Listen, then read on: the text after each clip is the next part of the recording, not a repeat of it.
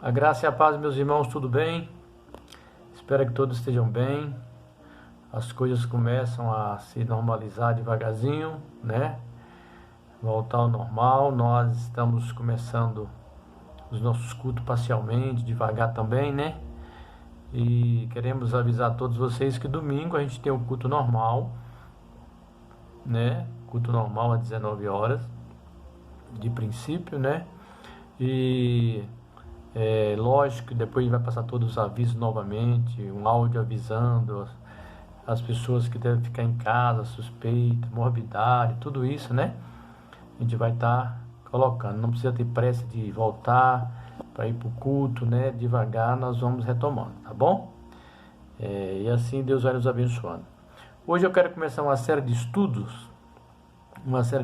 sobre a carta do Apocalipse, a última carta, Laodiceia.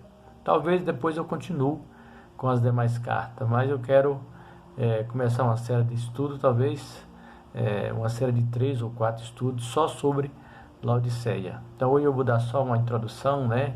Fazer algum comentário sobre a carta de Laodiceia, a última carta, tá bom?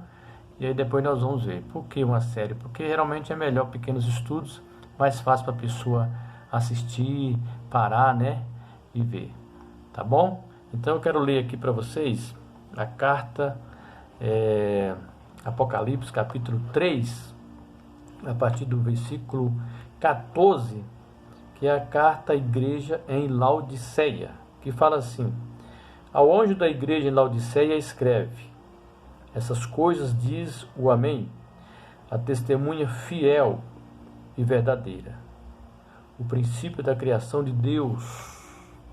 Conheço as tuas obras, que nem és frio, nem quente. Quem dera fosses frios ou quente. Assim, porque és morno, e nem és quente, nem frio, estou a ponto de vomitar-te da minha boca. Pois dizes: estou rico e abastado, e não preciso de coisa alguma, e nem sabes que tu és infeliz, sim, miserável, pobre, cego e nu. Aconselho-te que de mim compres ouro refinado pelo fogo, para te enriqueceres, vestiduras brancas para te vestires, a fim de que não seja manifesta a vergonha da tua nudez, e colírio para ungires os olhos, a fim de que vejas. Eu repreendo e disciplino a quantos amo. Sê, pois, zeloso e arrepende-te. Eis que estou à porta e bato. Se alguém ouvir a minha voz e abrir a porta, entrarei em sua casa e cearei com ele, e ele comigo. Ao vencedor dar-te-ei sentar-se comigo no meu trono, assim como também eu venci e me sentei com meu Pai no seu trono. Quem tem ouvidos, ouça o que o Espírito diz às igrejas. Amém, meus queridos? Então nós temos 7 cartas escritas, as 7 cartas do Apocalipse. É claro que havia mais igrejas naquela época. Não havia só essas sete igrejas que nós lemos aqui, que foi enviadas 7 cartas. E também essas igrejas não eram as mais importantes, né? Não eram as mais importantes. Nós temos a igreja de Jerusalém, nós temos a igreja em Antioquia, que eram igrejas maiores e mais importantes. Por que elas foram escritas? Aí só Deus sabe, né? Mas foram escritas as 7 igrejas da Ásia. E essa aqui, Laodiceia, quem escreveu foi João. Nós já sabemos, né, que foi João que escreveu, né? No ano mais ou menos entre 70, 80, quase 90, porque foi praticamente a última escrita, já quase no ano 100, quando João escreveu. E eu sempre penso que Deus tinha essa revelação para deixar para a igreja, deixar para o seu povo. Então João foi exilado na ilha de Patmos, Na verdade, eu entendo, eu acho que João foi enviado para lá para receber essa revelação, como eu já disse em outro momento, né? Assim como José foi enviado ao Egito para enviar esse momento. E aqui a igreja de Laodiceia.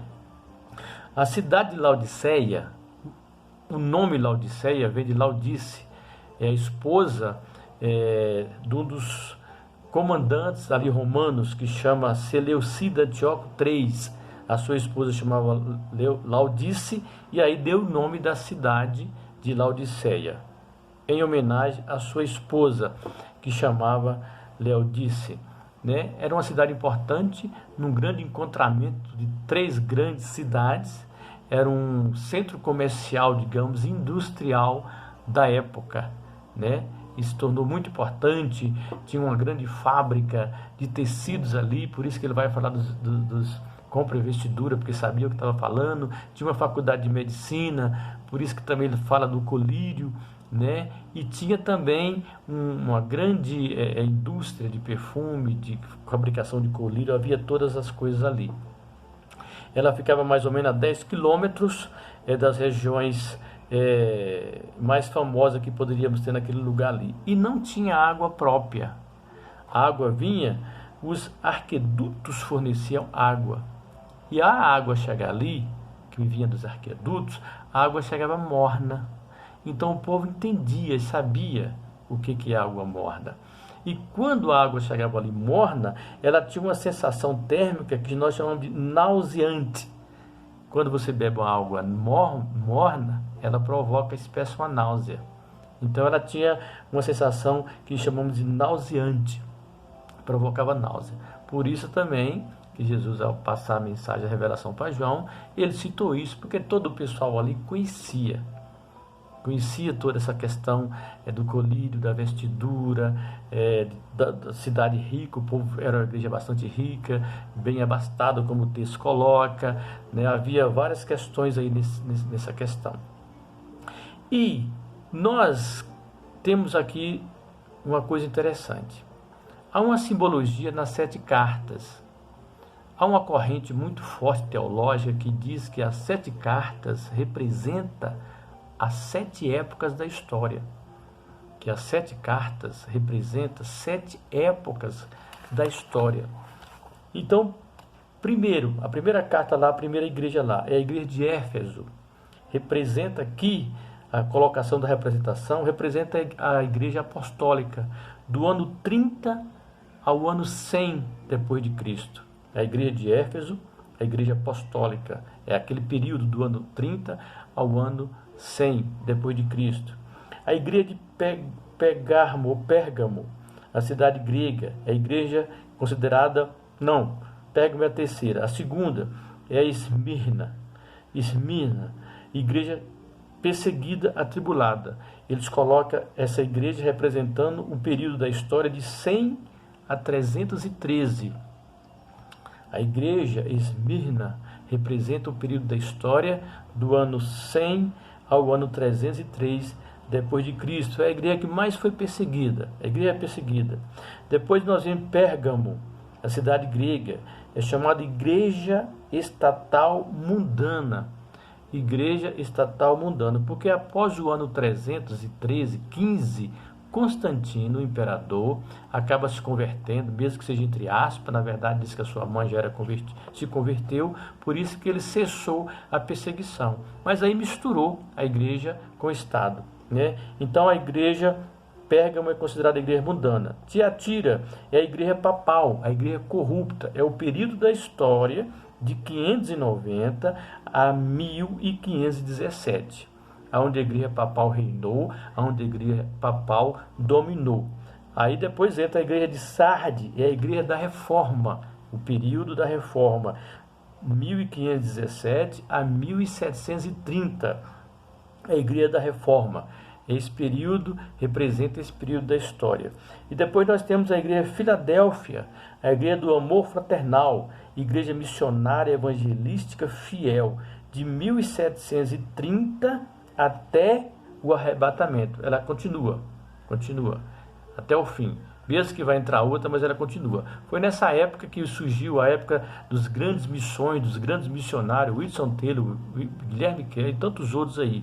Então a igreja Filadélfia é a igreja do amor fraternal, igreja missionária evangelística. E por último, a igreja Laodiceia, que pertence a Laodice, mulher do Antigo 3, igreja morna apóstata, que começou no ano 1900 até a segunda volta de Cristo. Então nós estamos vivendo hoje a igreja de Laodiceia, que significa a igreja morna, que começou no ano de 1900 e vai até a volta de Cristo. Então nós chamamos essa igreja a igreja morna. Então nós já temos aí 130, 1900, 120 anos da igreja morna, que é o último período da história. Então os irmãos entenderam, né? Essa grande corrente teológica coloca que a 7 igrejas representa 7 períodos da história. E nós estamos vivendo o último período da história, que é a igreja de Laodiceia, que é a igreja morna. Tudo bem, meus irmãos? Então que os irmãos possam entender e acompanhar na próxima quarta-feira. Nós vamos continuar falando da igreja de Laodiceia, os detalhes da igreja, tudo direitinho, ok? Que Deus abençoe os irmãos, e lembra que domingo nós temos culto já, tá bom? Mas vamos passar os demais avisos depois. Vamos orar então. Maravilhoso Deus, nós te agradecemos pelo teu amor, te agradecemos pela tua graça, te agradecemos porque o Senhor tem cuidado de cada um de nós. Te agradecemos porque o Senhor tem suprido as nossas necessidades, tem cuidado. Meu Senhor, nós te pedimos pelos irmãos que têm recuperado, aqueles que estão se infectados. Queremos continuar lembrando do irmão Pedro, está em casa, está bem, mas ainda sobre cuidados médicos. A irmã Lute, colocamos todos os nossos idosos na tua presença, nossas crianças, te colocamos esse retorno na tua presença, que sejamos cuidadosos, prudentes, porque as recomendações de não aglomerar, de fazer todos aqueles cuidados, nós colocamos diante do Senhor. Pai amado, que o Senhor toca, estenda as tuas mãos e ameniza a dor daqueles que têm perdido seus entes queridos em todo canto, em todo lugar, em todo mundo. Meu Senhor, nos abraça, precisamos do teu abraço, do teu toque, da tua presença e da tua graça para continuarmos caminhando. Em nome de Jesus, nós te pedimos e te agradecemos, Senhor. Amém. Deus abençoe meus irmãos, que a graça do Senhor esteja sobre todos vocês. Amém.